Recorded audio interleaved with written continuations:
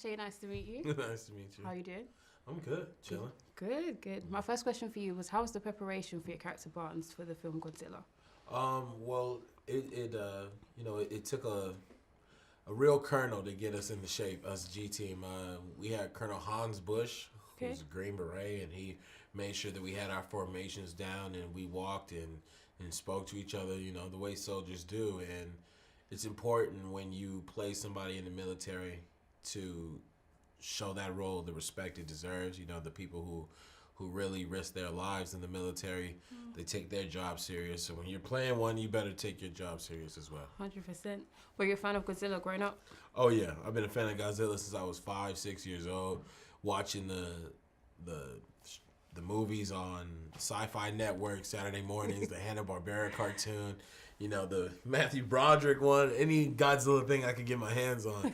And so to finally be able to meet him up in my adult life, it worked out.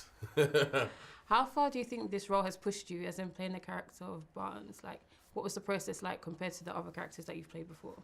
Well, this is the biggest set I'd ever been on, and it's it demands that of you. A lot of the times we were in Arctic military gear in Georgia in the summertime, which don't really go together, but it asks a lot of your body to do these action films. And I did this right after dinner Thieves, so that's back-to-back action films, and then I settled with a nice comedy, so I was fine. But it demands a lot out of you, both physically and mentally, especially when most of your scenes aren't, I'm not really looking for my motivation when I'm running for my life. It's just one note that you got to keep. Okay. So you've come far since 2015, playing your father in Straight Outta Compton. Yeah. How important is it for you to live your legacy as an actor, not just Ice Cube's son? It's important. There's always that what's the word?